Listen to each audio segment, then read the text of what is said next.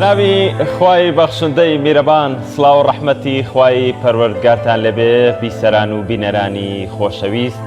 بە خۆشحاڵین لە ئەڵقەیەکی نوێی پەیامی ڕۆژ لەگەڵ هاوکارم جەلال محەممەد پێتان دەگەینەوە. جەلال بەیانیت باش، زۆر سپاس. هیوای تەندروستێکی باش، هیوای تەندروستێکی باش بۆ هەمولایەکی بەخێر بێت. زۆر سپاس. مەمنون. بینەرانی عەزیز، سڵاوی خوای پەروەردگارتان لێبێت. هەندێک بابەتی تایبەتمان بۆ ئامادەکردوون تا کۆتایی بەرنامە لەگەڵمانە بر بۆی کە پێشکەشتان بکەین. تەوەری یەکەمیان ئێستا قسە و گفتوگوی تۆڕە کۆمەڵایەتیەکان لەسەرەوەی ئایا خیر دەتوانین بیدەینە حکوومەتی هەرێم و حکوومەتی هەرێمیش دابەشی بکات. هەندێکیش ڕەخنە دەگرن، دەڵێن حکوومەت لە دەستێکەوە بەرسید دەکا و لە دەستێکی دیکەشەوە خێرت پێدەبەخشێت. تەوەری یەکەمان لەسەر ئەم بابەتەیە. تەوەری دووەمیشمان لە ئێستادا کۆرۆنا ئەتوانین بڵێن ئابلۆقەیەکی ئابووری بەسەر جیهاندا هێناوە بە جۆرێک هەموو یان لە ڕووی ئابووریەوە هەموو وڵاتان تووشی زیانێکی زۆر بوون. هەرێمی کوردستانیش لەو ڕۆوە هەرچەندە ئێمە پێش کۆرۆناکەش هەر لە زیان نابووین، بەڵام دەمانوێت بزانین چارەسەری ئەمە بڵۆقە ئابووریە بەسەر هەرێم و بەسەر جیهاندا چۆنە و ئایا کاریگەریەکانی چۆن دەبێت. تەوەرێکی دیکەی بەرنامەکەمان دەبێت لەگەڵ ڕووماڵی شار و شارۆچەکانی هەرێمی کوردستان لە ڕێگەی پەیامنێرەکانمانەوە بزانین ئەمڕۆ لە شارەکانی هەرێمی کوردستان چی دەگوزارێ بە تایبەتی لە چەمچەماڵ و هەڵەبجە کە شەوی ڕابردوویەکی 5 حاڵەتی توژون بە کۆرۆنایان تێدا تۆمار کراوە لەگەڵ چەند راپۆرت و زانیاریە کە بۆمان ئامادە کردوون. بەڵە بەڕێزان، ماوەی چەند ڕۆژێکە پێشبینیەکانی کەشوهەوا بەو شێوەیە کە بەهاری ئەم ساڵ تەڕە باراناویە، بۆیە بابزانین پێشبینیەکانی کەشوهەوا بۆ 24 کاتژمێری داهاتوو چۆن دەبێت.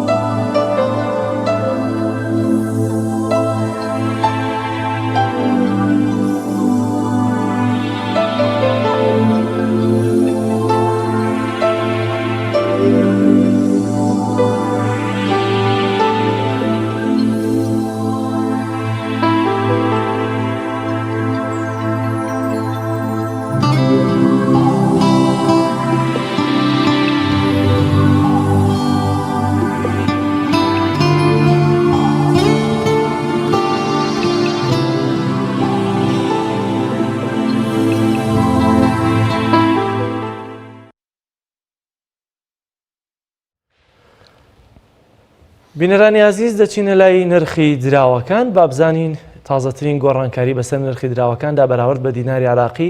کام یەک لەو دراوانن بە تایبەتی دۆلاری ئەمریکی، یۆرۆ، پاوەند و لیرەی تورکی و تمەنی ئێرانی.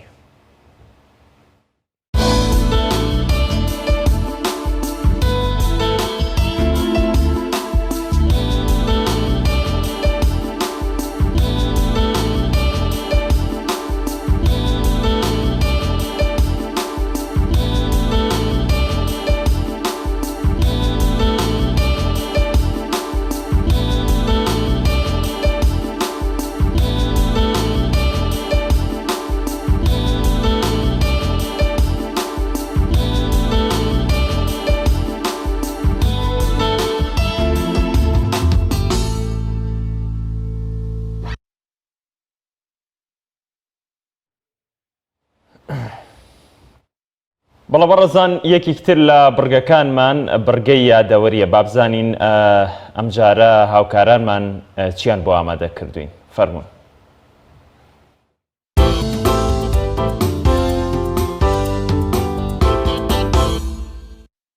دوی چواری هەموو ساڵێک دیاریکراوە بە ڕۆژی جیانی هەردوو بۆنەی یەکگرتن و نووسەرانی مناڵ کە تێیدا باز لە گرنگی و بایەخی یەکگرتن و هەوڵدان بۆ بزواندنی هەستی نووسەرەتی لای منداڵ دەکرێت. دوی چواری ساڵی 1828 دەسەڵاتی قەیسەری ڕووس بڕیاری دەرکرد بۆ نانەوەی پشێوی و ئاژاوە لە نێوان ئەرمەن و کورد و هاندانی ئەرمەنەکان بە چاودێریکردنی کوردەکان لە یەریڤانی پایتەخت. یەکێتی سۆڤیەت و بەریتانیا و وڵاتانی ئەوروپا هەمیشە هۆکاری لاوازکردنی دەوڵەتی عوسمانی بوون و جوڵاندنی هەستی نەتەوەگەرێتی و مەسهەبی و گیانی تۆڵەکردنەوەیان لە ناو کەمەنەتەوەیەکاندا دروست دەکرد بۆ لاوازکردنی ئەو دەوڵەتە. چونکە هاندانی کەمینەکان یەکێک بوو لە هۆکارەکانی لاوازبوونی عوسمانی و هەرخودی نیکۆلاری قەیسەری ڕووسیش بوو نازناوی پیاوە نەخۆشەکەی بڕی بەسەر دەوڵەتی عوسمانیدا و ئاماژەی بەوە کرد کە پێویستە ئامادەکاری بکرێت بۆ ناشتن و پاشتر دابەشکردنی مڵک و سامانی پیاوە نەخۆشەکە کە مەبەستی دەوڵەتی عوسمانی ئیسلامی بوو. 2 چواری ساڵی 1944 کۆچی دوایی شاعیر و زانای هەڵکەوتوی کوردی ڕۆژهەڵات مەلاکاکە حەمەی بێلوو، ناسرا و بەناری و ناشتنی تەرمەکەی لە گوندی بێلووی نزیک دەریاچەی زرێبار. ناری یەکێکە لە شاعیرە گەورە و کاریگەرەکانی کورد، دۆستی نزیکی شێخانی نەقشبەند و شێخ مەحموودی حەفید بووە، بەرگری لە مافی ڕەوای میلەتەکەی کردووە. ناری ساڵی 1974 لە گوندی کینگی سەر بە شاری مەریوان لەدایک بووە. مەلایەکی شارەزا بووە و بۆ خوێندنی ئیسلامی چەندان شار و گوند و ناوچە گەڕاوە. 2 چواری ساڵی 1972 دوای 22 ساڵ لە ئاوارەی و ژیانی منفە، هونەرمەندی بەناوبانگی بواری کۆمیدیایی بەریتانی چارلی چاپلن گەڕایەوە وڵاتە یەکگرتوەکانی ئەمریکا. پاژەوەی لە ساڵی 1950 بە تۆمەتی کۆمۆنیستی دەرپەڕێنرا بوو لە ئەمریکا. ململانی سیستەمی سەرمایەداری و سۆشیالیستی لە نێوانێکێتی سۆڤیەت و ئەمریکا ململانەیەکی خوێناوی بوو کە سەرنجام ناوی لێنرا جەنگی سارد. بۆیە هیچ کام لەو دەوڵەتانە ئامادە نەبوون لایەنگر و شوێن کەوتوانی سیستەمەکەی تر لە وڵاتەکەیدا بەحەسێتەوە و بژی. 2 چواری ساڵی 2019 عەبدولعەزیز بوتەفلیقی حوتەمین سەرۆکی جەزایر دوای سەربەخۆیی لە ژێرفشاری خۆپیشاندەرانی وڵاتەکەیدا ڕایگەیاند کە دوای تەوابوونی وادە و ماوەی سەرۆکایەتەکەی خۆی بۆ ئەو پۆستە کاندید ناکاتەوە. ناوبراوماوەی 20 ساڵ لەو پۆستە ماوەتەوە و 4 جار بۆ ئەو پۆستە هەڵبژێردراوەتەوە بە هەڵبژاردننی ساختە و بەکارهێنانی دەسەڵات و ئابووری بۆ بەرژەوەندی خۆی. لە ماوەی سەرۆکایەتەکەیدا 10 سەرۆک وەزیری ڕاست پاردووە و بەڕێی کردوون.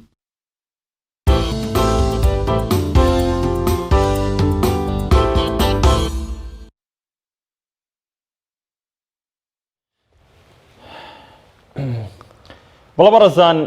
بەهۆی ئەم بارودۆخەی کە ڤایرۆسی کۆڕۆنا لە جیهاندا خوڵقاندوویەتی و بەتایبەت کایە ئابووریەکان بە شێوەیەک لە شێوەکان چۆتە سوڕی متبوونەوە و زۆرێک لە هاوڵاتیان و پیشەوەران و خاوەن ئەوانەی کە خەریکی ئیشی ترن جگەلەوەی کە موچەخۆری حکومەت بن بەهۆی وەستانی کاروبارە ئابووریەکان بە شێوەیەک لە شێوەکان داهاتیان وەستاوە.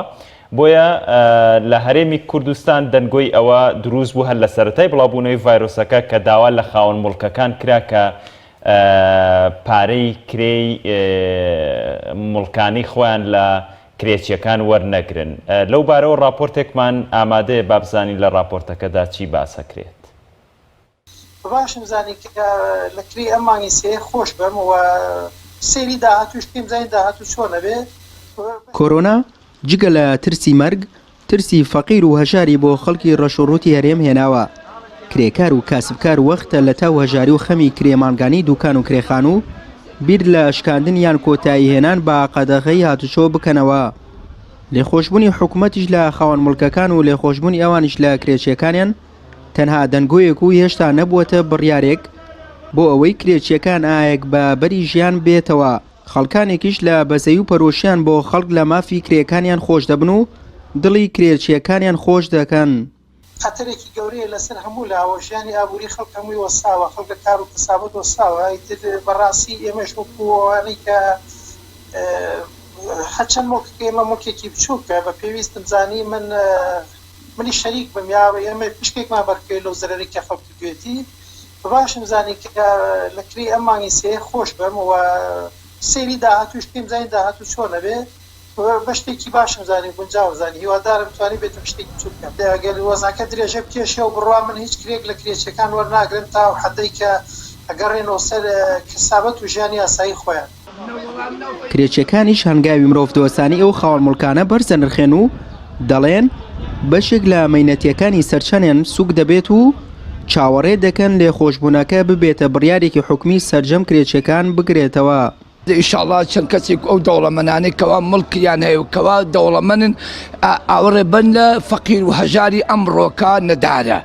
پێشەکی کاک ئەکبەر کە ئەم هەڵوێستە جوانەی کردو سپاسی بەڕێزی ئەکەن کە بۆ ئەم دوکانانەی هەیە دوکانی هەیە کە ویستێتی خزمەتی ئەو فەقیر و هەژارانەکە کە کرێچیەکەی ئەوە. مامۆستایەکی ئانیش هەڵوێستی ئەکبەری خاوەن مڵک و هاوشێوەکانی بە کارێکی پیرۆز دەزانێت و دەڵێت لێخۆشبوونەکەیان دەبێتە توێشوێک بۆ دنیا و قیامەتیان و داواکارە لە سەرجەم سرمایەداران ئاگاداری دۆخی هاوڵاتیانی خۆیان بن و بچووکترین هاوکاریش بە کەم نەزانن. بسم الله الرحمن الرحیم. دیارە ئێستا کەم دۆخێکی ئێسایەتی کەوتین دۆخێکی ناهەموارە لە بەرهاتنی ئەم نەخۆشی کۆرۆنا و پاشان خەڵک بەعام بۆ بەبوونەوەی کەوا قەدەغەکردنی هاتوچوو هەیە خەڵک بە تایبەتەوانی کە کرێکارن ئەوانەی کە ئیشیان نییە لە ماڵەوەن پێویستیان هەیە بە احتیاجێکی زۆر لە خواردن و کەلوپەلی ڕۆژانە و بە تایبەتیش ئەوانش کە دوکاندارن یا کرێچین ناتوان ئەو نەپارە پیا بکەن کە کرێ دوکانەکەیان بن یا کری خانۆکەیان بن. بۆیە جێ دەستخۆشی ئێستا لە قەزای سەی سادق کە ئەو برایە کە کاک ئەکبەری ناوە دیارە لە ئەوروپاژی زیاد لە 26 دوکانی هەیە لەم شارە کە لە کرێی ماڵێکی خۆش بووە و دووبارەشی کرۆتەوە ئەگەرەک و مانگێکی تریژ ئەگەر حاڵەتەکەوا بێ کرێی ماڵێکی تریژ وەرناگرێن. بەمەبەستی خۆپارێزی لە ڤایرۆسی کۆرۆنا حکوومەت لە پێناو ڕێگریکردن لەو ڤایرۆسە بڕیاری داخستنی دوکانەکانی دا و بەشێک لە خاوەن دوکاندارەکانی هەرێمی کوردستان وەگەزکردن بە بربسارەتی و هاوکاریکردنی دوکانداران لە کرێی مڵکەکانی خۆش دەبن و کرێچیەکانیش بە گشتی چاوەڕێی بڕیاری حکوومەت دەکەن بۆ ئەوەی لێخۆشبوون لە کرێی مانگانە هەمویان بگرێتەوە. سوێ محەممەد تایبەت بە پەیامی ڕۆژ سید سادق.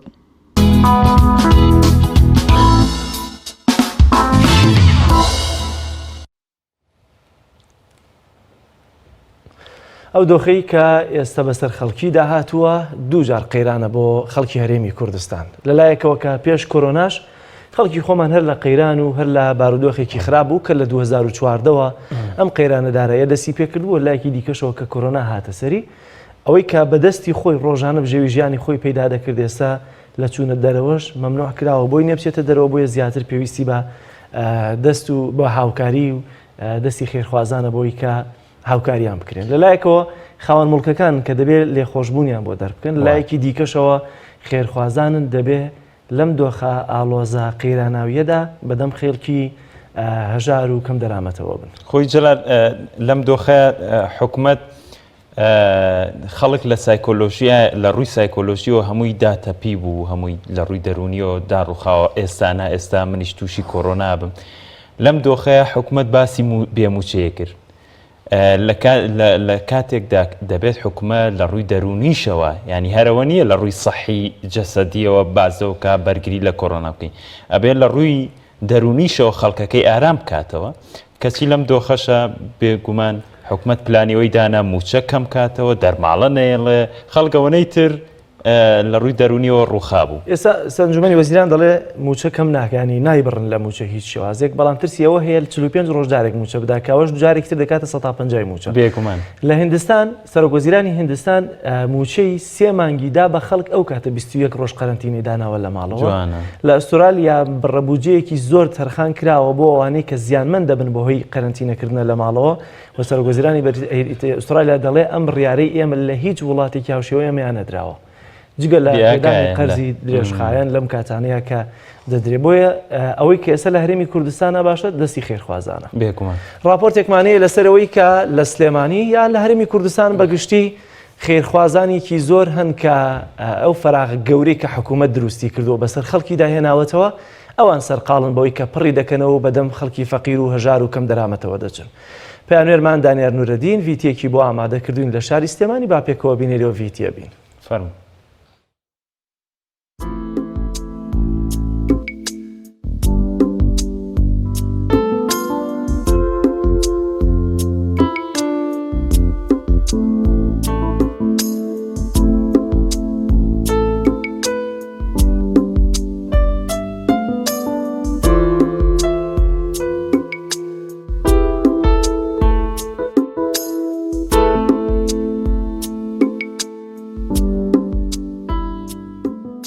زۆر دەستخۆشیەکەم لە کاگمەریوان دەستی خۆش بێت و ماڵی نەشەوێ ئینشەڵڵا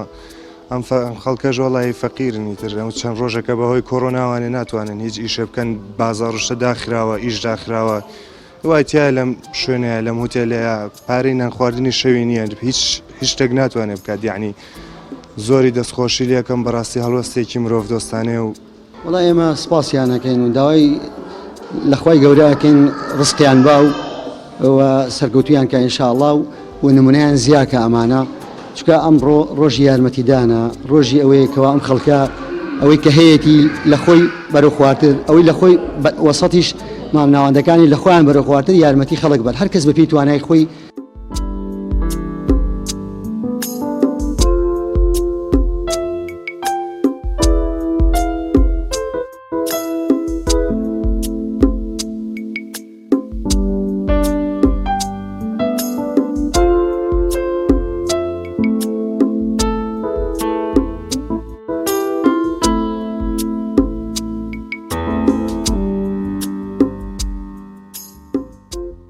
ئێمە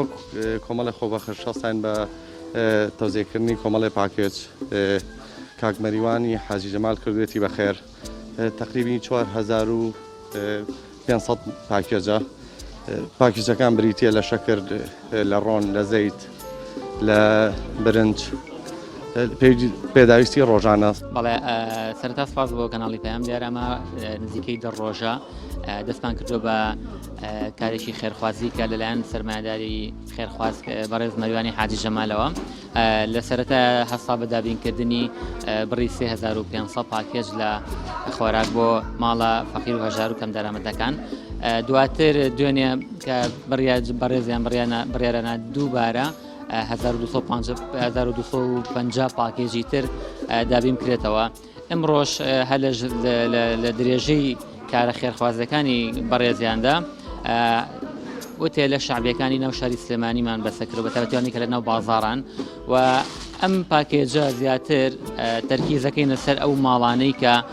موچە خۆرن بەڵام لە ئێستا موچەکانیان پێنادرێت و لە هەمان کادا کاسبن و لە ئێستا ینی ئیشەکانیان ڕایژیراوە بۆیە ئەم پاکێجی خۆراکە پڕ بە پێستی خۆی بوو لە ئێستا ینی ڕێک لە جێگەی خۆیان بوو بەڕاستی کە ئێمە فیدباکمان وەرگرتوێتەوە لەلایەن ئەو ماڵانی کە سودمەند بوون لەم خێرە.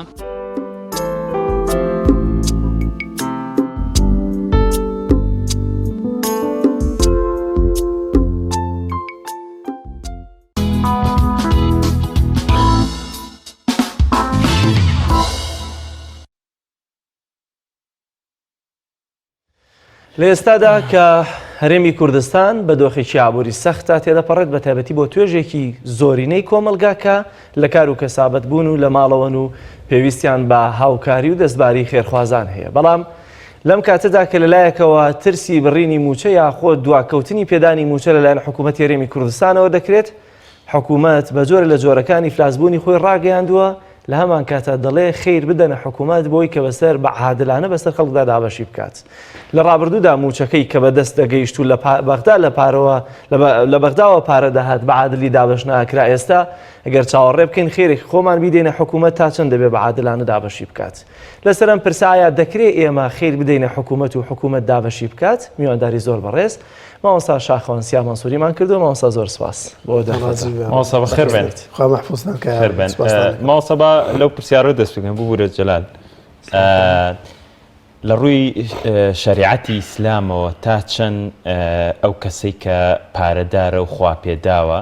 پێویستە ئەو پارەی کە دەیدا بە کەسێکی خێرخواز و دابەشیکە بەسەر هەژارەکانە لە کۆڵینەوە لەو کات ئایم کەس ئەم دەستە ئەمینە ئەنجا پارەکە بدات یاخود ئیتر ئەو خێری خۆیەگات. بسم الله الرحمن الرحیم وسپاسدانەکەم خۆتان پارێزە یا ڕەبی. دیارە لە شەریعەتی پاکی ئیسلامدا دوو جۆر لە پارەبەخشین هەیە. جۆرێکیان واجبی سەرشانی دەوڵەمەندە ئەو کەسێک کە خوا پێداوە ئەو واجبە زەکات دەربکات جۆرێکی تری سەدەقەیە. ئەم جۆرەی کە زەکاتە ئینسانە بێ زۆر وریا بێت لەوەی کە بگاتە دەست خاوەن ئەو کەسەی کە مستحقی زەکاتە ینی لەو هەش جۆرەیە کە شەریعەتی پیرۆزی ئیسلام دیاری کردو هەر کاتێک دەوڵەمەند زەکاتەکەی دەرکرد نەگەشتە دەستی هەژار نەگەشتە دەستی ئەو کەسێک کە خوا بۆی داناوە لە مەزهەبی شافعیدا ئەبێ ئەو زەکاتە دووبارە بداتەوە، یعنی ئەبێ زەکاتەکە دووبارە بداتەوە چونکە نەگەشتۆتە دەستی ئەو کەسێک کە مستحقە، هەندێک ترە نەبێت لێ وەرگریتەوە بەڵام کابرا نایداتەوە. ئیدەن کاتێک کە تۆ ئەم زەکاتە ئەدەیتە کەسێک کە ئەم کەسە لەواچێ بەو شێوە دابەشی نەکا کە خوا داوای کردو، چونکە لەواچێ حکوومەت دابەشی کە کافر و مسلمانی لێ بەدەر نەکات. لە شریعەتی ئیسلامدا زەکات تەنها بۆ مسلمانە، بۆ ئینسانی کافر نییە. حکوومەتیش وەکو چۆن موچادا بە خەڵک ئەوە زەکاتەکەدا بە خەڵکە من بابەتێکە کە زۆر گرنگە دەوڵەمەندەکان ئەگەیان لێ بێ. بابەتێکی تر ئەوەیە کە ئینسان لە کاتی دانی زەکاتدا یاخود خێردا نابێ بەشی غەیری خوای تیا بێت. چۆن؟ من ئەوەی کە بیستومە و پێشیان وتوین خەڵکانێک زەکاتەکەیان ئەدەن بە حکوومەت، پارە و خێر ئەدەن بە حکوومەت لەبەرەوە حکوومەت کار ئاسانیان بۆ بکات لە ئیشێکدا، لە هێنانی گومرگدا لە بابەتێک لەو بابەتانەدا باجیان لەسەر لا بدا مەسەلەن ئیشان بۆ ئاسان بکات. لە شەریعەتی ئیسلامدا کاتێک کە من زەکات ئەدەم بە مسلمانێک نابێت چاوەڕێی پاداشتی لێ بکەم، نابێت چاوەڕێی ئەوەی لێ بکەم کە هاوکاریم بکە، نابێت بە مقابل بێت. یعنی مەسەلەن من زەکات دەدەم بە پیاوی بۆی کرێکاریم بۆ بکە، من زەکات دەدەم بە حکوومەت بۆ ئیشێکم بۆ ئاسان بکە. پێغەمبەری خوا صلی الله علیه وسلم بۆمانە گێڕێتەوە، خوای پەروەردگار فەرموویەتی من عمل عملا أشرك فيه معي غيري تركته وشركه.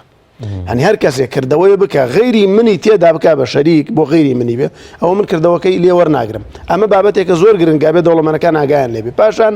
بابەتێکی تر کاکە زەکات مڵکی فەقیرە، زەکات مڵکی فەقیرە، مڵکی هەژارە. تەنانەت زانایانە فەرموون ئەگەر پیاوێک لە لادەیەکدا گەنمی کرد بە زەکات، گەرمی دەرکرد بە زەکات، یاخود دوو لە ڕۆژەنابتان ئاژەڵێکی هەبوو بە زەکات بوو، ئەم ئاژەڵ و گەنمە مڵکی فەقیرەکەی ئەم خاوەن زەکاتە بۆی نێبیکا بە پارەیش، یعنی نابێت تەسەڕوفی پێوە بکات. ئەم کە تۆ ئەگەر خۆت جایز نەبێت تەسەڕوفی پێوە بکەی ئەولاترە حکوومەت تەسەڕوفی بکات لە کاتێکدا ئێمە خۆمان دەزانین بابەتی زەکات بابەتێکی واجبە، بابەتێکی فەرزە لە شریعەتی ئیسلامدا. بەرامبەر کە ئەیدەیتێ ئەگەر لە 100% سیقەت پێ نەبێ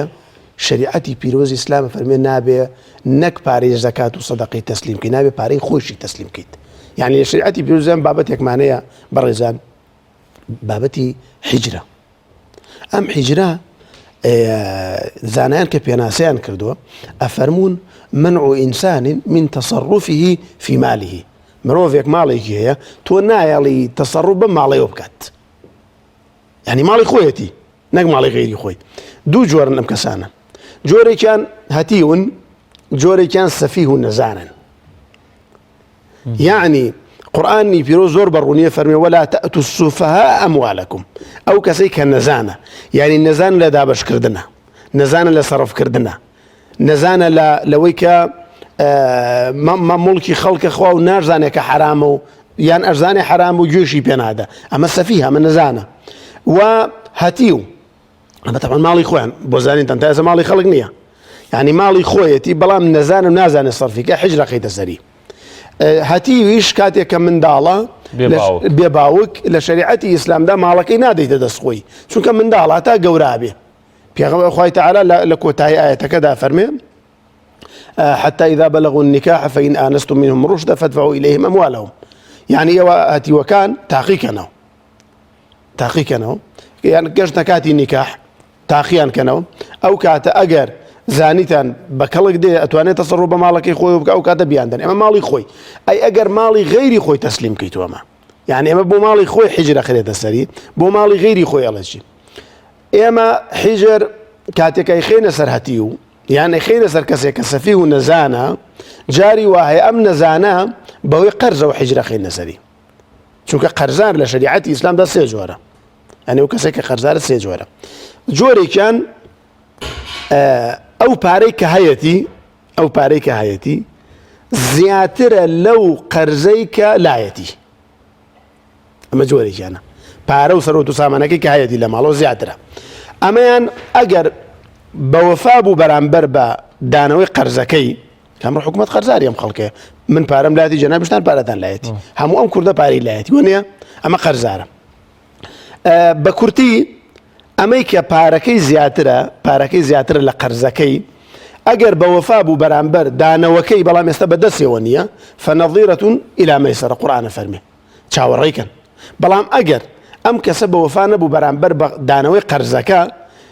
پێغەمبەری خوا فەرمێ صلى الله عليه وآله وسلم لي الواجد ظلم أو واجد أو يك مالكي زيادة لقرزك أما حجر خير سري مطل الغني والظلم أما ظلمك يكردو استمك يكردو جوري كيتريان برزان أو يك قرزكي لمالكي زيادة قرزاريكي زور لمالكي زيادة أما بيغمبري خاص صلى الله عليه وسلم يخوي ده معاذ كل جبل صحابيك أم قرزاري بسراحت وهذا قرزاركي زياتر بولا مالكي بوي او مالشي كحياتي لناوينا باني اخوه حجري خصصري ني يلا مالكي صرفك لحديث صحيحات حتى قرزاركي دا جوري كثير انهم متساويين وكو يكوان اذا ام حكومه لم كاتيا كقرزاري خلقها لجاتيه ويك ما في خلق بدات تبري باريكي تربد دستي وظلم براس زور باش دينا وسر بابتك لبيرت نفسي دينا وسر ويكايا حكومه شون دبي باري خيري بيشكين بلام ناوبرك مان هيوري دغرين 2000 درجه برنامج كمان دين بنيراني عزيز ناوبڕێکی کورت و پاش ناوبڕەکە درێژە بە تەوەر و بابەتەکەمان دەدەین.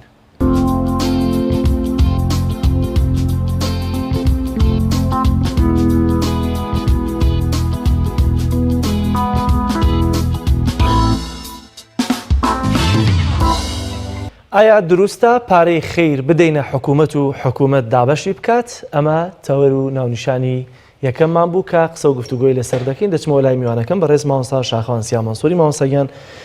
دووبارە زۆر سپاس ئێستا هاتیتە سەرەوەی کە حکوومەت ئایا دروستە پارەی پێ بدەین یاخودنا هەندێک مەرجت باس کرد پێشتر حکوومەتی هەرێمی کوردستان 29 ساڵە حکوومەتی دەکات و پێشینەکانی دەزانین چۆنە لە ئەمانەتداریەکەی لە خزمەتکردنی خەڵکی لە قەرزێک کە لای بێ لەوەی کە زانی بێتەوە پارەی کە لەلایەتی چۆن تەسەڕوفی پێوە کردووە ئایا ئێستا ئێمە دەتوانین خیر بدەینە حکوومەت و حکوومەت دابەشیکە؟ ئێمە طبعاً باسی ئەومان کرد لە پێش ناوبڕەکە کاتێک کە ئینسان ئەو دوو جۆرە ئینسانە بوون کە باسمان کرد شەرعەن دروست نییە پارەی خۆیشی بدەیتە دەست ئەنی پارەی خۆی بدەیتە دەست بۆی سەرفیکە ئێستا حکوومەتەکەی ئێمە هەتیوە یاخود نەزانە سەفیهە ئەنی ئەم حکوومەتە سەفیه نەبێ نەزان نەبێ کەس نەزان نییە کاکە نەزان چییە؟ یعنی تۆ لەم وڵاتەیە نازانی چەندێ پارەت لای حکوومەتە مۆزەفێ نازانێت چەندە پارەی لای حکوومەتە کەس نازانێت ئەم پارەی ئەم وڵاتە چی بەسەر دێ ئەوە نەزانە لە سەرفکردندا نەزانە لەوەی کە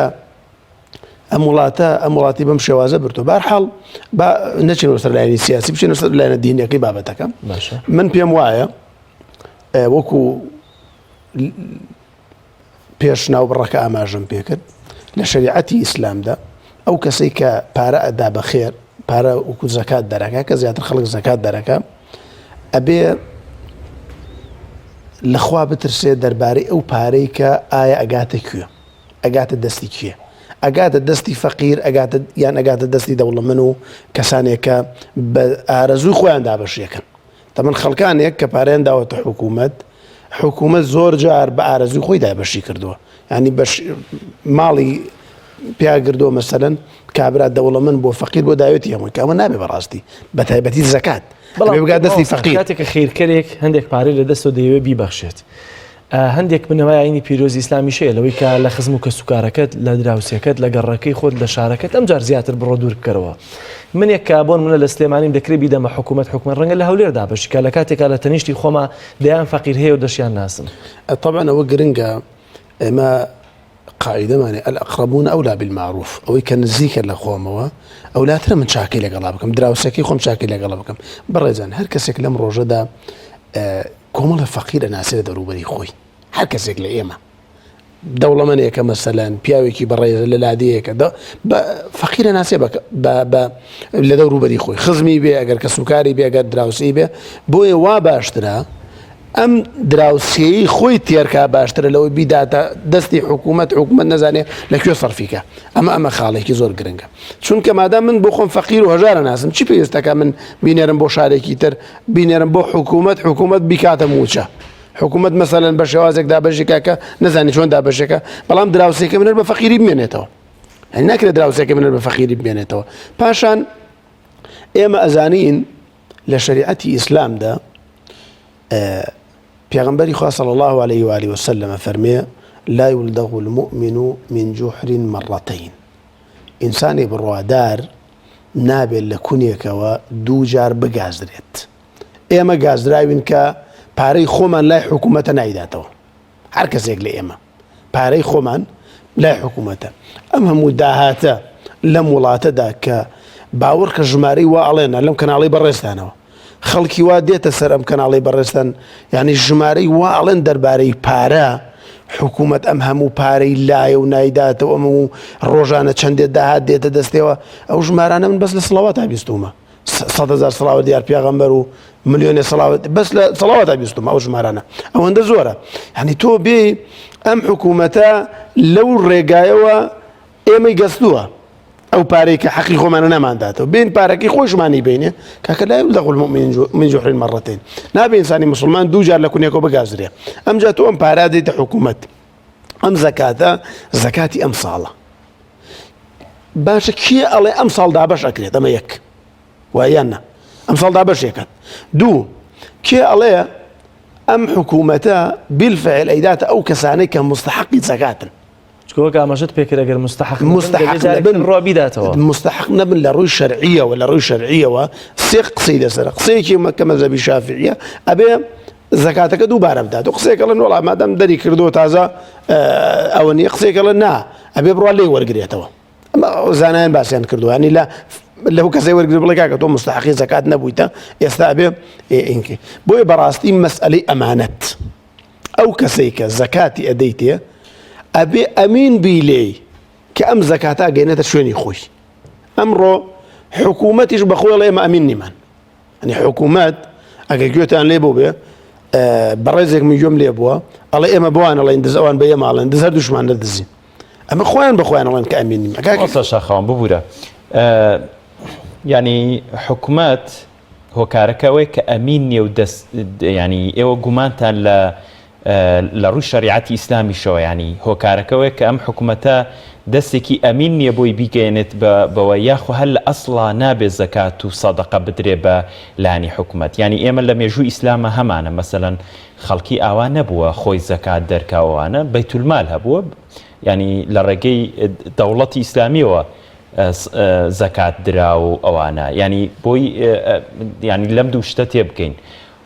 ئەتوانرێ بدرێ بە کەسێک حکوومەتێک ئەگەر دەستەکەی ئەمین بێت؟ ئێمە طبعاً ئەوە بێ بزانین هەموو کەسێک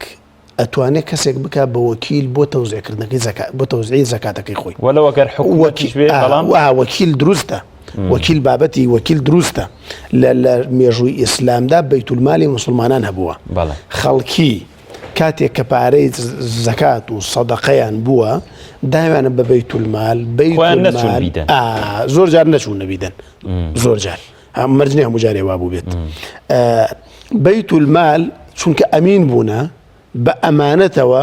دابەشیان کردو بەسەر خەڵکدا، قەرزی خەڵکیان پێداوەتەوە، ژنیان بۆ گەنجێناوە. بەڕاستی یعنی تەنانەت لە زەمەنی عومەری کوڕی عەبدولعەزیزە ئالیکی ئەو ئاژەڵ و گیاندارانەشی داوە کاتێکە لە شاخەکانن شت نەبووە بیخۆن. مەسەلەن کاتێکە باڵندەیەک باش بێتوانی لێدیتێ بەڵێ طبعاً پارەدان بە حکوومەت ئەگەر دەوڵەتی ئیسلامیش بێ ئیجبار نییە بۆ زانینتان، یعنی ئیجبار نیە ئیلا ببیدێتە حکوومەت. بەڵام کاتێکە دەوڵەتەکە لە ڕووی ئەمانەت پارێزیەوە مرۆڤ سیقەی نەبوو بەرامبەری شەرعەن جایز نێبیدەیتێ، چونکە نەگنەگاتە شوێنی خۆی. چونکە ئەمە ماڵی هەژارە کاکە ئەمە ماڵی فەقیرە بێ بگات دەستی فەقیر، کێ ئەڵێ گەێنێتە دەستی فەقیر ئەم پیاوەکە ئەمانەت پارێزنی. بەڵام ئەگەر هەر کاتێک حکوومەت ڕێکخراوێک دروست کات، ئەم ڕێکخراو بە معنای کەلیمە دەستێکی ئەمین بێت، جیاوازی نەکا لە نێوان هەژاراندا. هەر کاتێک ئەگەر ڕێکخراوێکە مەبێ من جیاوازیم کرد لە نێوان هەژاری حیزبەکەی خۆم و حیزبی غەیری خۆمە دروست نێ بندەیتێ، جیاوازیشم کرد تەنانەت. کاتێکە ئەمە مەرج نییە حکوومەت بێ، ئەگەر ڕێکخراوەکەی منش بێ، مەسەن بڵم کاکە مادام فلان کەس لە حیزبەکەی من نییە من زەکاتی نادەمێ مە شەرعەن جایز نێ بدەیتە کاکە ئەبێ من بە ئەمانەت و دابەشیکەم بۆیە کاتێک کە باسی حکوومەت ئەەکەین ئەڵی نابێ بیدرێتێ لەبەر ئەوەی کە ئەم حکوومەتە ئەمیننی ئەم زەکاتە بگەێنێتە جێگەی خۆی بگەێنێتە شوێنی خۆی نازانین لەواچێ دڵت ڕای پارەکەی خۆت بێ بەڵام هەر کاتێک ڕێکخراوێک چەند کەسایەتێکی دانام حکوومەتە ئەم چەند کەسایەتیە کەسی ئەمین بوون کەسی شارەزا بوون کەسێک بوون کە ئەیانزانی ئەم زەکاتە چۆن تەوزیع کرێ چونکە زەکات موڵکی مسلمانە زەکات موڵکی ناموسڵمان نییە کاتێک کە حکوومەت دێتە هەر مسلمان زەکات دەرەکە کاکە من کە مسلمان زەکات دەرەکە کاکە لە ڕووی شەرعیەوە با کابرا مەسیحیە ئینسانیەتە وەکو من خێرێ دەمێ ئاگام لێتی بە زەکاتی نابێ بدرێتێ سەدەقەی ئەدرێتێ ئاساییە حکوومەت موچێ داتێ کەیفی خۆیتی هاوکاری دەکرێت لە شریعەتی ئیسلامدا هاوکاری کراون یعنی لە سەردەمێک لە سەردەمەکانە کاتێک کە ئالی کتاب بوونە پەکیان کەوتۆ لە ماڵەوە ئیسلام دەوڵەتی ئیسلامی موچەی بۆ بڕیونەتەوە مسلمانیش نەبوونە ئەمە بابەتی ئینسانیەتە بەڵام بابەتی زەکات کە بابەتێکە مسلمان دەرێکا بێ بگاتە دەستی مسلمان بۆیە هەر کاتێک ئەم حکوومەتە یانە حکوومەتێکی تر دەستێکی ئەمینی دانا بۆ گەیاندنی زەکاتی دەوڵەمەنەکان بە هەژارەکان ئەم دەستە جیاوازی نەکرد لە نێوان هەژاری ئەم شارە و هەژاری ئەو شارەدا جیاوازی نەکرد لە نێوان ڕەگەزەکاندا جیاوازی نەکرد لە نێوان ڕەنگەکاندا ئەو کاتە دروستە خەڵک زەکاتی خۆی تەسلیم بەویستی خۆی ئەوش ئیجبار ناکرێ بەڵام هەر کاتی ئەم مەرجەی تیان نهاتەتی کاکە من ئێستش ئێڵێم ئەم حکوومەتە لە ڕووی شەرعەوە بێ حیجر بخرێتە سەری قەرزارە کاکە قەرزاری خەڵکە نابێت بهێڵڕێ بە کاکە ئەگەر دەستی ئەگەر بەڕاستی حەق و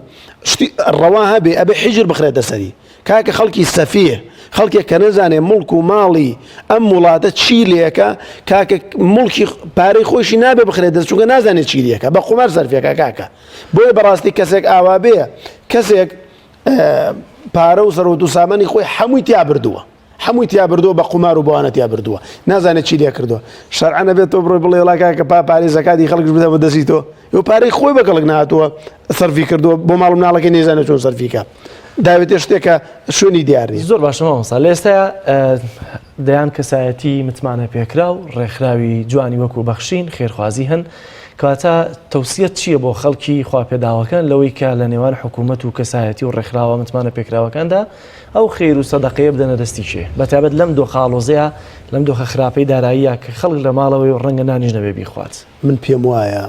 ئەم جارش دووبارە یەکەمەوە لە سەدا نەوەدی ئەو کەسانەی پارەی خێر و زەکات دەدەن بە حکوومەت ئەو کەسانن کە چاوەڕێی قازاجێکن لە حکوومەت بۆ یایدەن ئینا خەڵکی تر نایدە خەڵکی تر پارە نادادا حکوومەت ئەو لەخوا بەترسن بەڕاستی ناکرێ ئینسان زەکات بدا بە حکوومەت بە لایەنێک چاوەڕێی مقابلی بێت لە کاتێکدا ئەمڕۆ لە کوردستاندا بەڕێزان چەندین کەسایەتی وەکو جەنابەت فەرموو چەندین کەسایەتی ئەهلی دینێ فەقیرە ناسن ڕێکخراوێکی وەکو بەخشین کە بەڕاستی کە ڕێکخراوێکە دۆست و دژمن شایەتی بۆ دەن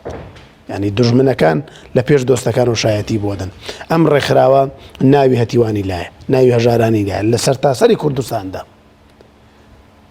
10 دیناریەدەی تێگەێنێتە ئینسانەکە بۆت خواردنێ تێگەێنێتە ئینسانەکە بۆت بەبێ جیاوازی کە خۆیان شایەتیان داوە بۆیە لەم کاتەدا کە ئەم خەڵکە چاکە هەیە ئەم خەڵکە باشە هەیە ئەم دەستگا چاکانە هەیە مەرجنیار بەخشین بێ دەستگای تریشەیە بۆیە وا باشترە بدرێتە ئەمانە تەسلیمی حکوومەت نەکرێت کە کەس نزانێ بۆ کێڕ زۆر باش زۆر بە کورتێکە جوابی من بیتەوە هەندێک کەسایەتی دەست ڕۆیشتوو هەیە تەلەفۆن بۆ فلان کۆمپانیا دەکەن دەڵێ دەبێ 100 پشکمان بۆ دانێ 200 پشکمان بۆ دانێ ئایا ئەو کۆمپانیایە چی بکە لەم حاڵەتەدا ئایا ئەوەی کە دەیدا ڕەنگە بە جۆرە لە ئیجباری بێت سبێنێ ڕەنگە بە جۆرە لە جۆرەکان سزا بەسەر کۆمپانیەکە ئەبسە پێنرێت ئەرقەلەی بۆ تەندەری نوێی بۆ دەرنەچێت ئایا چی بکە و خاڵ ئەم کۆمپانیای گونابار نابێت لە دانیەوە چونکە ئەوە بە زۆر لێسەنن ئەوە غەسب الحەیایە ئەنی بە زۆر لێسەنن ئەمە گونابار نابێت بەڵام ئەوەی کە داوایەکە و بە زۆر لێسەنی ئەوە گونابارە باوەڕ بفەرمونون من لەم ڕۆژانەیە شتێکم نووسی بوو لەسەر ئەم بابەتە یەکێک لە کۆمپانیەکان تەلەفۆنی بۆ خۆم کرد سەوتەکەی شیم لایە ئەڵێ مامۆستا لایەنێک لە لایەنەکان وتوێتی ئێوە ئەوەندە حیسەتان هەیە بۆمان حازرکەن ئەڵێ مامۆستا خەڵکی وا هاتووە سەر بە فەرزی خواوە نادات باوەڕی بەبوونی خوا نییە و توێتی نەعوذ بالله خوا لەکوێ با ڕسمی بگرم ئەمە هاتووە 120 حیسەی زەکاتی بردووە ئەم پیاوە چی دێکات بۆ کوێ بات ئەم پیاوە کە ینی بەرامبەر خوا وەفای نییە کە خوا دروستی کردووە ئێستا ئاڕوا بە هەژاری کۆڵانەکان ئاگەرە و زەکاتیان بۆ بکاکە بۆی بەڕاستی مەکارە ساتە ئەو پیاوەش کە بە زۆر لێ سەر هیچ گوناهبار نابێ بەڵام ئەو کەسەی کە داوایەکە ئەو گوناهبارە و گوێشی لە گوناه نیە. زۆر سپاس بۆ بەڕێز مامۆستا شاخەوان سیا مەنسووری زانایانی سپاس بۆی کە لەگەڵ شاخەوان سپاس بۆ ئامادەبوونتان بەڕێزان هەیە سالار ببوورە پێش بچیتە لای راپۆرتەکە ڤیدیۆیەکمانی هەندێک پیاوی بەتەمەن دانیشتون ئەمە هەر باسی خۆپارێزی لە کۆرۆنا دەکرێت باشە هەندێک قسەیان کردو تۆماریان کردو هەندێک قسەی خۆش دەکەن لەسەری چۆن خۆیان بپارێزن پێش بچیتە لای راپۆرتەکە بە بچین لای ئەو ڤیدیۆیە ببوورە ناسای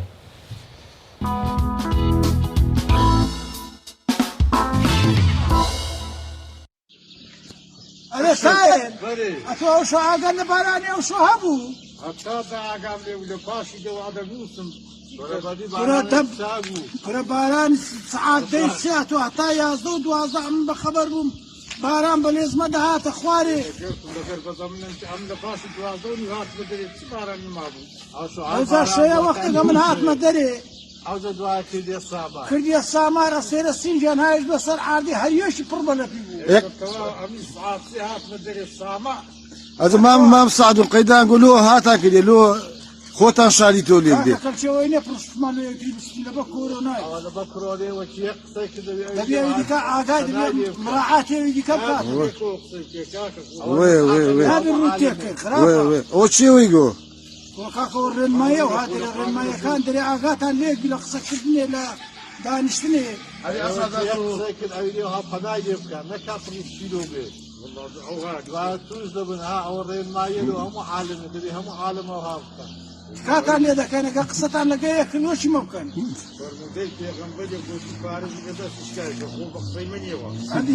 خۆ بە شەر نیە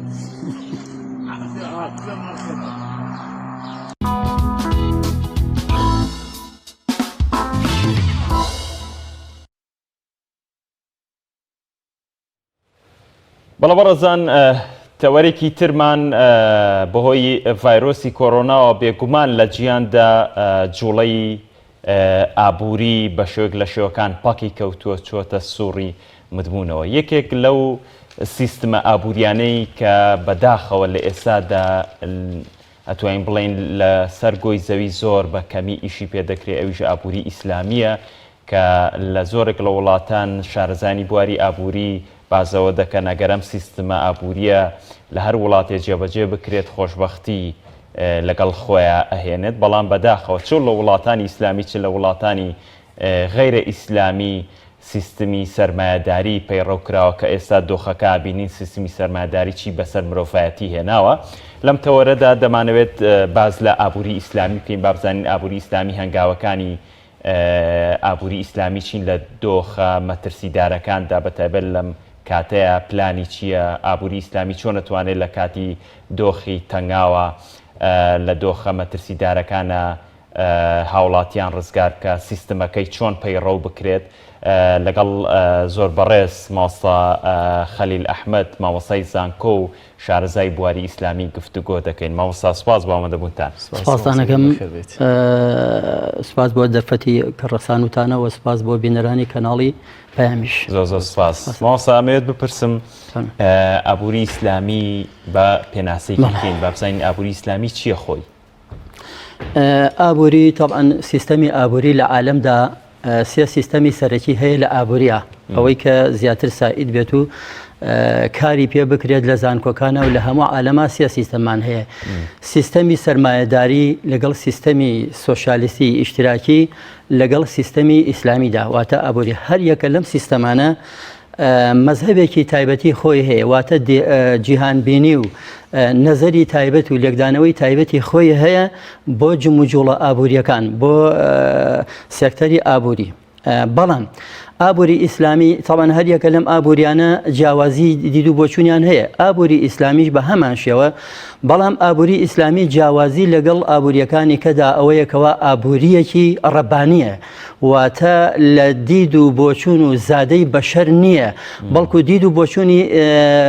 زادەیەکی ڕەبانیە کە لەخواوە لە وەحیەوە سەرچاوی گرتووە چونکە ئابووری ئیسلامی اقتصادی ئیسلامی ڕنگدانەوەی قورئان و سنەتە لەبەر ئەوە کە ڕنگدانەوەی قورئان و سنەت و قورئان و سنەتیش هەردووکیان وەحین و هەردوو لایەن سەرچاوەکان وەحیە لەبەر ئەوە ئەتوانین بڵین ئابووری ئیسلامی بەشێکە لە وەحی و ئابووری ئیسلامی ئەولەویەتی لەگەڵ ئابوووریەکانی ترا ئەوەیەکەوە ئابووری و زادەی بەشەر نییە بەڵکو بەشێکە لە وەحی و بەشێکە لە فقهی ئیسلامی سەبارەت بە زانایانی ئیسلام لە کۆندا پێناسەی ئابووریان بۆ ئێمە کردووە کە لە چەند کەلیمەیەکە بە کورتی و معنایەکی شمولی و کاملی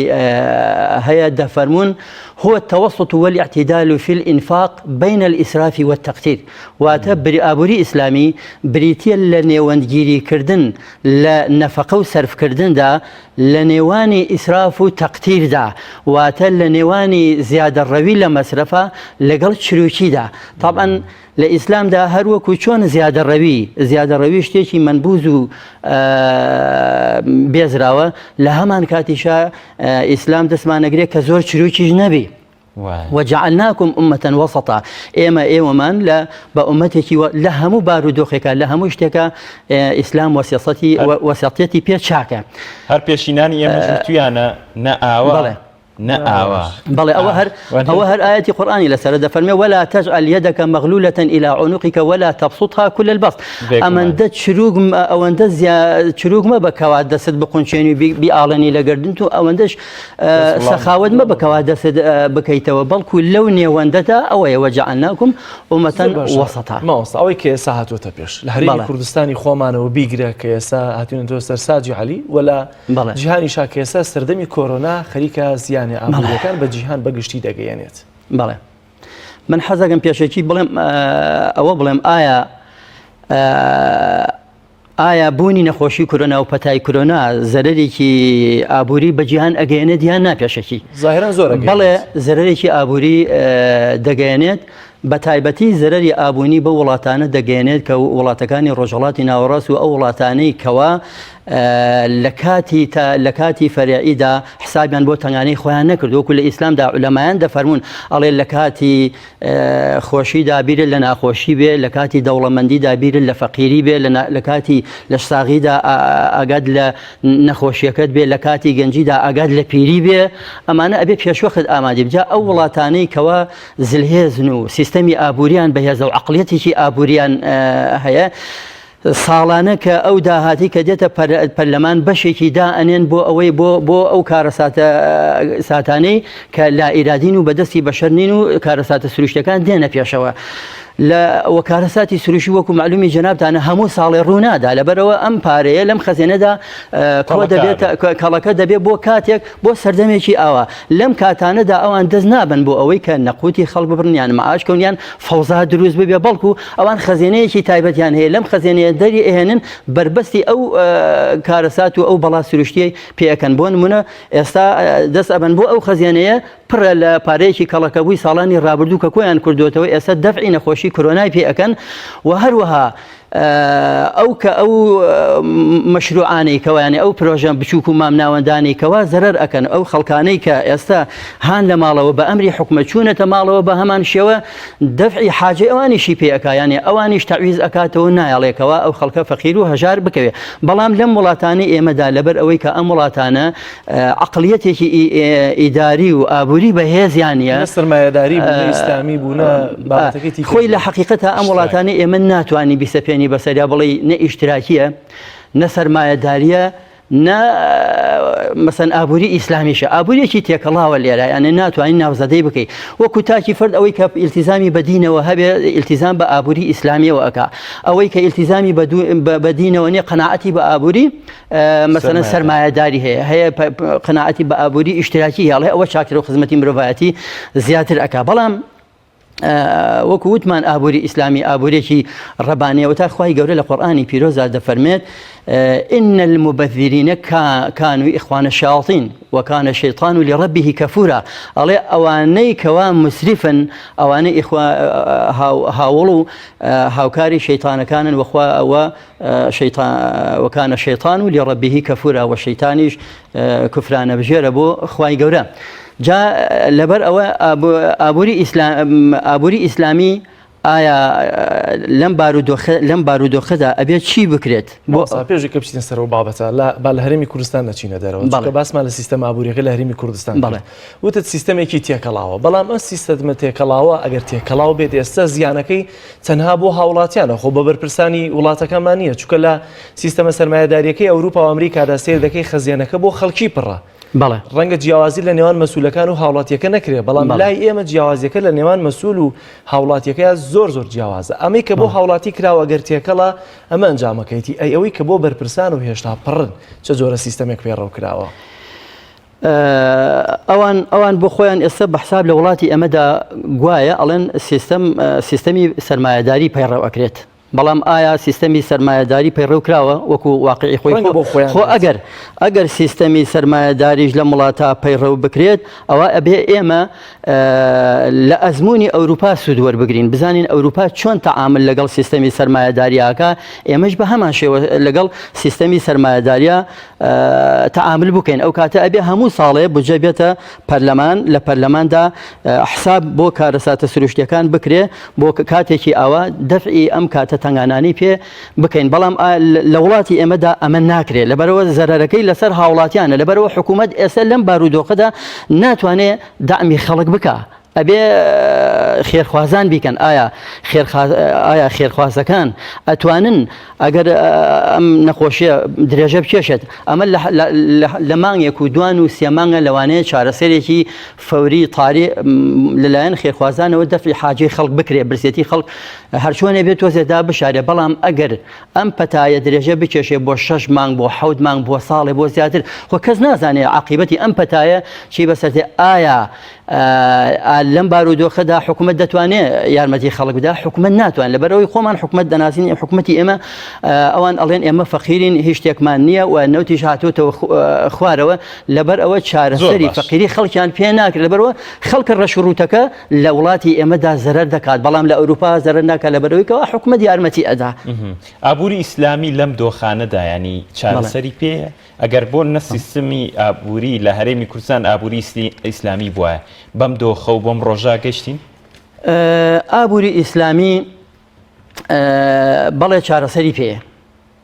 بەڵام چارەسەری ڕیشەیی پێ ئەوانەی کە ئەگەر باز لە چارەسەری ئابووری ئیسلامی بکەین ئەبێ تاکی فەرد هەموو خێزانێک و بە دەوڵەتیش کار بە سیستەمی ئابووری ئیسلامی بکات ئەگەر ئێمە کار بە سیستەمی ئابووری ئیسلامی بکەین ئەو کاتە ئێمە شتێکمان هەیە لە ئابووری ئیسلامیە لە اقتصادی ئیسلامیە شتێک هەیە ئەڵێ کاتێک کە مەسرف دەکەیت کە ئەڵێ بە شێوەیە مەسرف بکەیت دەست پێ بکەیت لە سەدی حاجەوە لە ضروراتەوە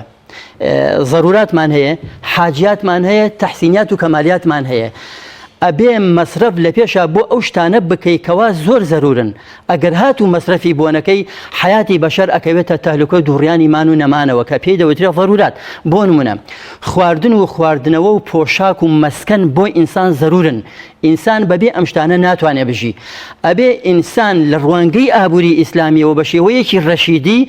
تعامل بکە کار بکە و مەسرف و دەفعی ئەو حاجانە بکات کە لە بواری ضروراتایە ئێمە ئەگەر خواردن و خواردنەوە پۆشاک و مەسکەنمان نەبێت ئەو کاتە ناتوانین بڕێن بۆ مەسەن بۆ کەمالیات و تەحسینیات کە هیچ سوودێکی بۆ ئێمە نییە بەڵام لە دوای ئەگەر هات و دەفعی حاجە ضروریەکانمان کرد ئەو کاتە ئەتوانین بڕۆین ناوی حاجیاتەوە حاجیات لە اقتصادی ئیسلامیدا بریتیە لە هەموو ئەو شتانەی کە یارمەتی دەرن بۆ تەسیلات و بۆ ئینسان و مەشقەت و ناڕەحەتی لەسەر ئینسان کەمەکەنەوە بۆ نمونە کەسێک مۆزەف و کارمەندە لە دائیرەیەکە ئەتوانێت بە پاس بڕوا ئەگەر نزیبی ئەتوانێت بە پێ بڕوا بەڵام ئەگەر سیارەیەکی هەبێ سیارێکی بێ لە ماڵی خۆیان سلبدا لە سیارەکەی بڕوا بۆ دەوامی و پێی بگەڕێتەوە ئەمە تەسیلاتە ئێمە باو باپیرانی ئێمە تەلەفۆنیان نەبووە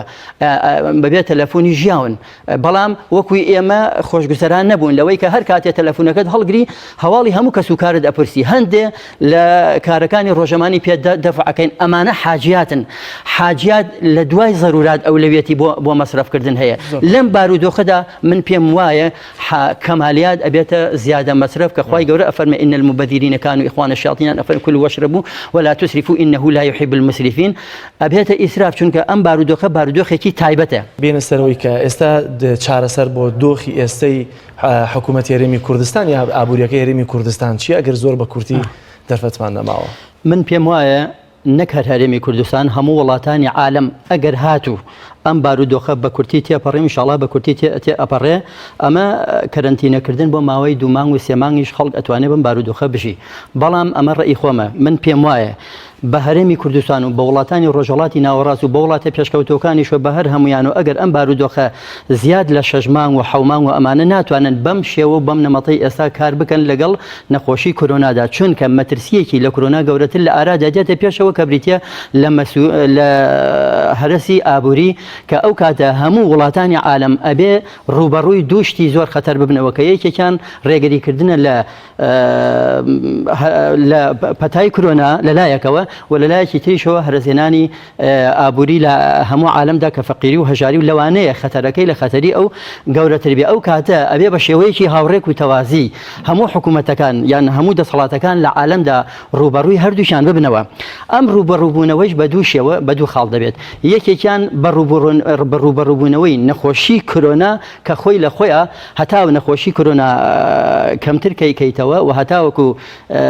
خێرایەکەی ڕابۆسیێنی ئەزمەی ئابووری کەمتر ڕوئەدا ئەمە لەلایەکیشەوە بەرەنگاربوونەوەی ئابووری ئەم بەرەنگاربوونەوەی چۆنە بێ ئەبێ هەموو ئەو جموجوڵە ئابووریانی لە عالمدا کە ئێستا ڕاوەسەندراون بە شێوەی لەژێر ڕێنمایە تەندروستیەکانە بخرێنەوە گەڕ بە شێوەیەکەوە بەرکەوتەکەم بێ و بەرنامەیەکی بۆ دابنرێ بۆ نمونە دەوایرەکان بخەیتەوە ئیش پرۆژە بچووک و مامناوەندەکان بخەیتەوە ئیش فەلاح و ئەوانەی کە فەلاحن ئەوانەی کە باغدارن بچنەوە سەر ئیش و کاری خۆیان بەڵام لەژێر ڕێنمایی تەندروستیدا بە حەزەرەوە کار بکەن ئللا ئەو شوێنانە نەبێت کە زۆر قەرەباڵغن وەکو مەتعەم و چێشتخانە و خوێندنگاکان چ خوێندنی باڵا بێت چ خوێندنی پەروەردە دەبێ ئەمانە بمێنەوە تاوەکو ئەو کاتێکەوە نەخۆشیەکە سپاس بۆ بەڕێز ماوەسا خەلیل ئەحمەد ماوەسای زانکۆ و شارەزای بواری ئابووری ئیسلامی لەم تەوە ڕێگەڵەما بوو زۆر سپاس بینەرانی عزیز سپاس بۆی کە تام ساتێ بەرنامەش لەگەڵمانە بوون تا بەرنامەیەکی تر بەخوای گەورە و مێرەبانتان ئەسپێری خواتان لەگەڵ دەست بەش